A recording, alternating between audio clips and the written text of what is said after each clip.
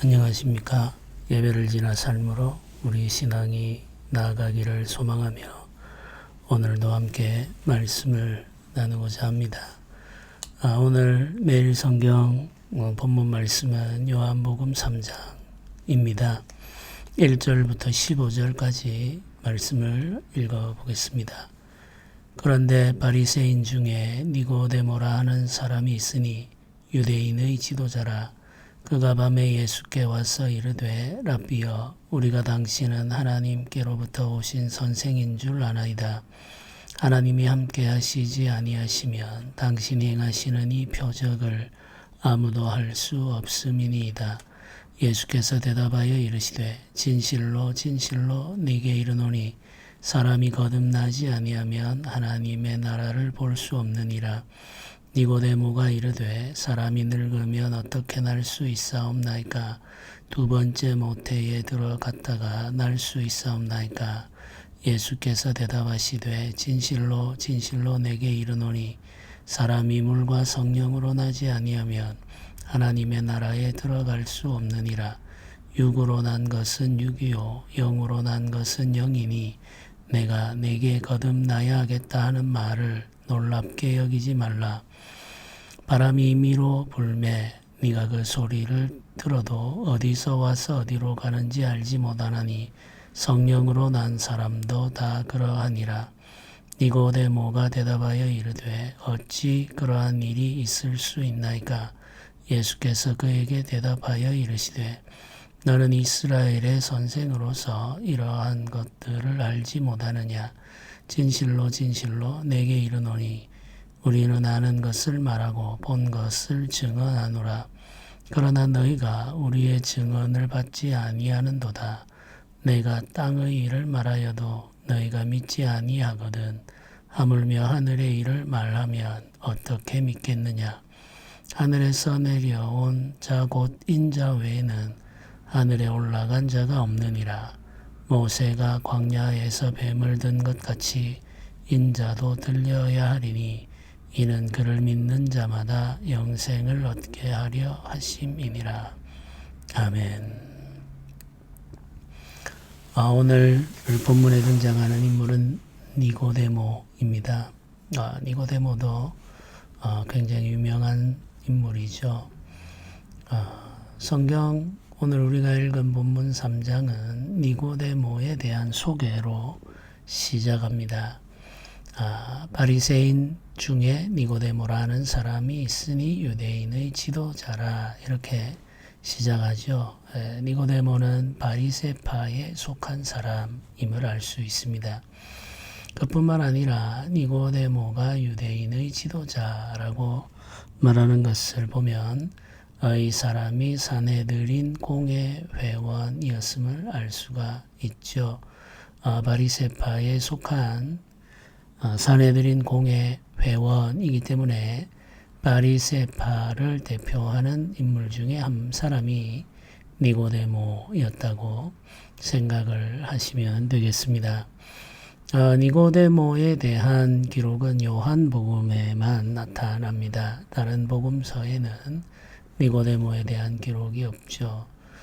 니고데모에 대해서 요한복음 후반부에도 이야기하는 것이 있는데 예수님의 장례를 준비할 때 니고데모가 향품을 준비해서 예수님의 장례를 준비했다고 기록을 하죠. 니고데모가 사용한 그 향품은 굉장히 가치가 있는 것이었습니다.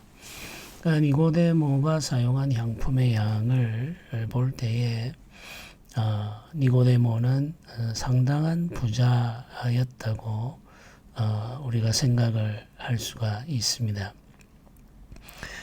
니고데모가 예수님의 장례를 치르기 위해서 사용한 향품의 양은 그 당시 유대 지도자들 헤롯과 같은 왕의 권위를 가지고 있는 자들의 장례를 치를 때 사용했던 향품의 양과 비슷하다고 이야기를 합니다.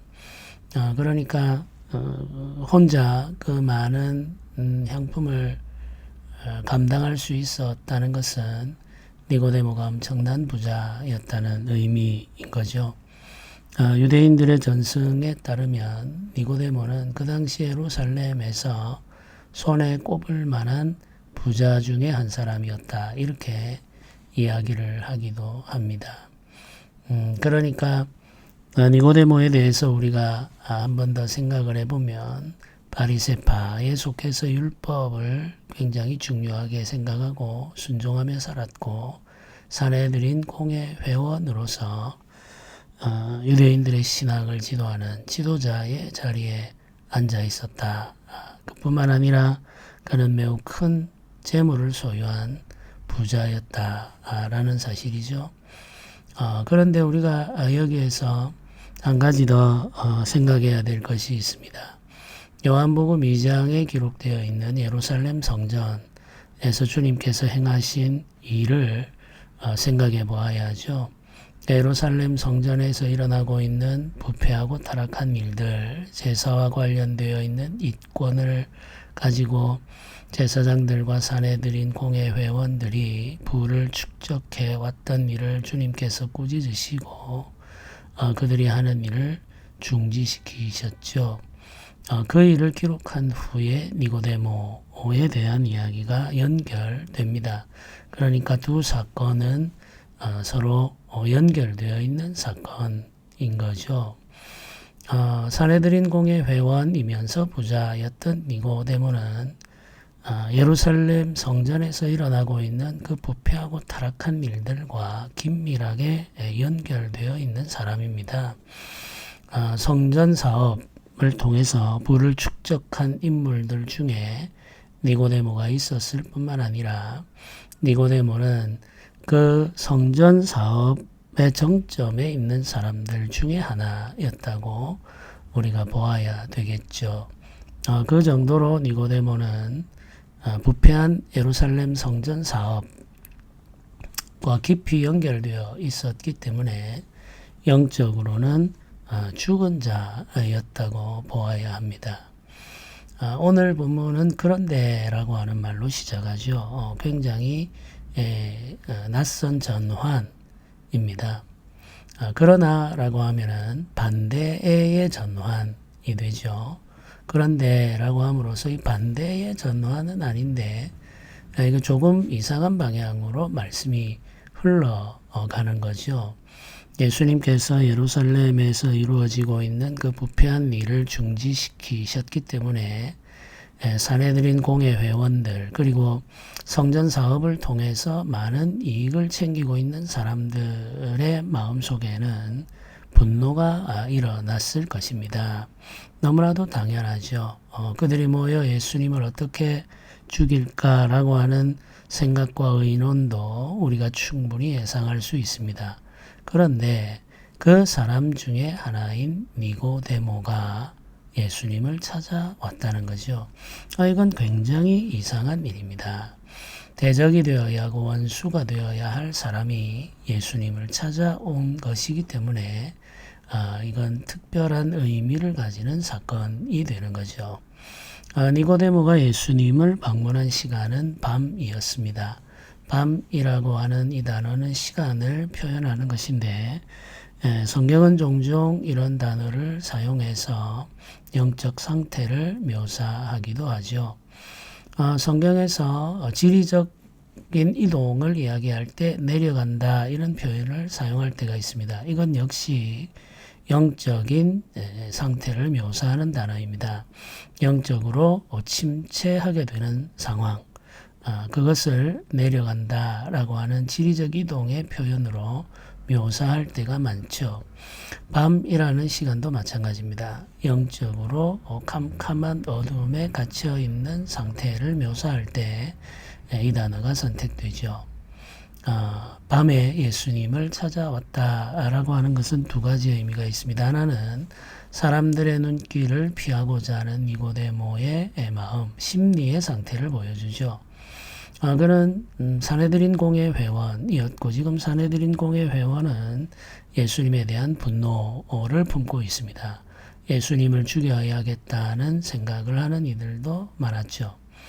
그런 상황에서 사내들인 공회 회원들 중에 지도자급에 속하는 니고데모가 개인적으로 예수님을 만난다는 것은 굉장히 불편한 상황이 될 수 있는 거죠. 그래서 사람들의 눈길을 피해 밤에 예수님을 찾아온 겁니다. 또 한 가지는 니고데모는 영적으로 지금 캄캄한 어둠에 쌓여 있는 사람입니다. 예수님을 찾아온 모습 속에서 우리가 니고데모의 어떤 선함 혹은 신실함을 예상할 수도 있겠습니다만은 실제로 니고데모는 영적으로 깊은 어둠에 잠겨 있는 사람이었습니다. 부패한 성전 사업에 깊이 연루되어 있는 사람이었던 거죠. 이 밤이라는 단어는 그런 니고데모의 심리적 상태와 영적 상태를 설명하는 단어입니다. 근데 이 니고데모가 혼란을 지금 경험하고 있는 거죠. 많은 사람들처럼 니고데모도 예수님에 대해 분노를 품고 예수님을 적대적으로 대해야 하는 것이 맞습니다만은 그는 그럴 수가 없었습니다. 성경에는 설명이 되어 있지 않지만 니고데모는 지금 마음에 깊은 혼란을 경험하고 있습니다. 예수께서 행하신 일을 보고 그의 마음 속에 변화가 일어났던 거죠.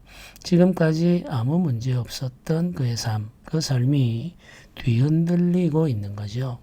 네, 이것이 바로 성령께서 하시는 일입니다. 성령이 임재하시고 영이 살아나는 거듭나는 은혜를 경험할 때에는 전조의 현상들이 나타나곤 합니다. 준비의 과정이 있는 거죠. 성령께서 이 사람을 준비시키시는데 그 준비의 과정에 우리는 혼란을 경험하기도 하고 두려움을 경험하기도 하며 불안을 경험하기도 합니다. 아무 문제 없이 아무 걱정 없이 평안하게 자신의 삶을 살아오다가 어느 날 갑자기 불안과 두려움 그리고 근심에 휩싸이게 되죠. 지금까지 살아온 삶의 근거가 무너질 때 나타나는 심리적 변화입니다. 니고데모에게도 그런 변화가 있었고 그는 견디지 못해서 밤에 조용히 예수님을 찾아오게 된 거죠. 니고데모가 예수님에게 와서 라비어라고 부릅니다. 존중의 표현이죠. 우리가 당신은 하나님께로부터 오신 선생인 줄 아나이다 이렇게 말하면서 예수님께서 하나님의 사람이라는 것을 표현합니다. 자신이 이렇게 생각하는 이유도 이어서 말하죠. 하나님이 함께 하시지 아니하면 당신이 행하시는 이 표적을 아무도 할 수 없음이니다. 이렇게 말합니다. 이 표적이라고 하는 말이 구체적으로 어떤 내용인지는 성경이 말하고 있지 않지만 가장 중요한 직전에 기록되어 있는 예루살렘 성전에서 행하신 그 일을 우리가 짐작할 수가 있습니다. 예수께서 예루살렘 성전을 깨끗하게 하신 그 일을 니고데모는 하나님이 함께 하시는 증거라고 말하고 있는 거죠. 하나님이 보내신 자, 하나님이 함께 하시는 자가 아니면 어떻게 이런 일을 할 수 있겠는가 라고 니고데모는 생각하고 있는 겁니다. 그래서 두려웠던 거죠. 주님께서 하나님의 사람이라고 한다면 지금까지 자신이 살아왔던 삶, 이익을 추구해왔던 그 모든 일들이 하나님의 심판을 받을 수밖에 없는 일임을 깨달았기 때문이죠. 니고데모는 이 깨달음을 가지고 와서 예수님께 무엇인가를 묻고자 했던 거죠. 그런데 니고데모가 예수님에게 이런 인사의 말을 하자마자 예수님께서 아주 중요한 진리에 대해서 말씀하십니다. 니고데모의 질문을 기다리지 않죠. 예수님은 이미 알고 계시다는 듯이 니고데모에게 가장 필요한 것이 무엇인지를 알려주시죠. 예수님의 대답이 이렇습니다. 진실로 진실로 네게 이르노니 사람이 거듭나지 아니하면 하나님의 나라를 볼 수 없느니라. 이렇게 말씀하십니다. 주님께서 니고데모의 질문을 기다리지 않고 직접 먼저 이야기하신 것은 니고데모의 마음의 생각이 무엇인지 아시기 때문이며 또 이야기하실 때 거듭남에 대해서 이야기하신 것은 이것이야말로 니고데모가 알아야 할 가장 중요한 진리이기 때문인 거죠. 니고데모는 바리새인이었기 때문에 성경에 대해서 충분히 공부하고 배우며 훈련해 온 사람입니다. 그러나 그가 모르는 것이 있었죠. 반드시 알아야 할 진리에 대해서는 니고데모는 무지한 자였습니다. 그래서 니고데모에게 그 진리를 말씀하시는 거죠. 거듭나지 않으면 하나님 나라를 볼 수 없다. 거듭나야만 한다는 사실, 거듭남이라고 하는 것이 있다는 사실을 예수께서 니고데모에게 알려주셨습니다.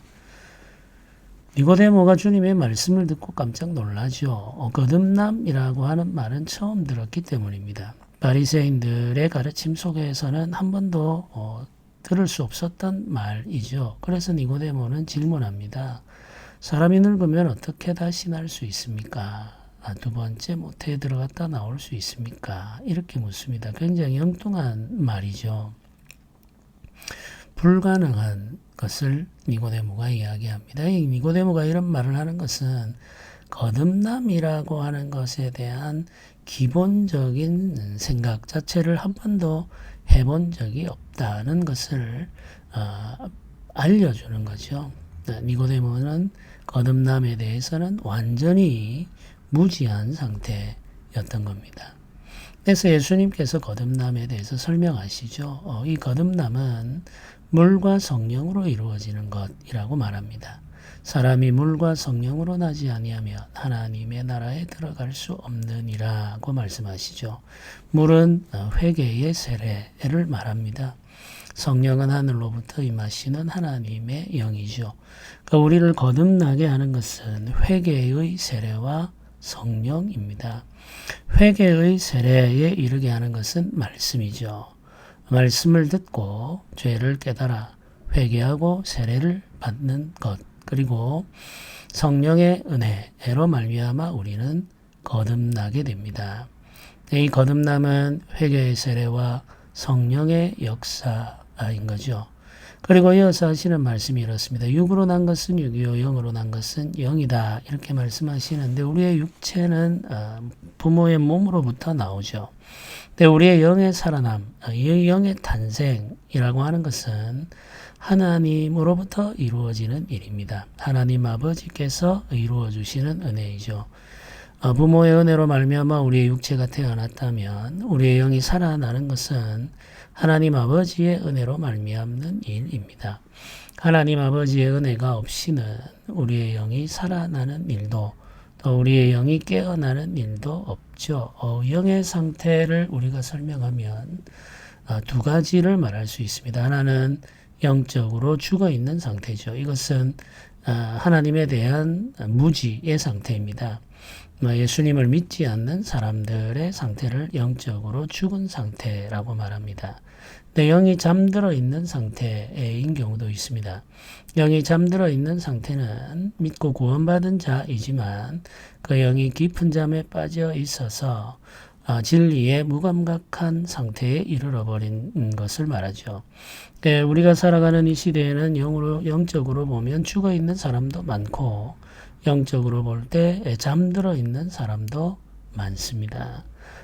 신실한 그리스도의 사람들은 영이 살아있으며 또 영이 깨어있는 상태이죠. 성경은 깨어있는 신앙의 상태를 추구하라고 계속해서 경고하고 있습니다. 우리의 영은 깊은 잠에 빠질 수 있다는 사실을 잊어서는 안 되겠습니다. 그리스도인들은 자신의 영이 깨어 있는지를 늘 살피고 점검하면서 신앙의 삶을 이어가야 되겠습니다. 영이 살아나는 일과 영이 깨어나는 일은 성령의 일인데 이 성령의 일은 주권적인 은혜의 역사입니다.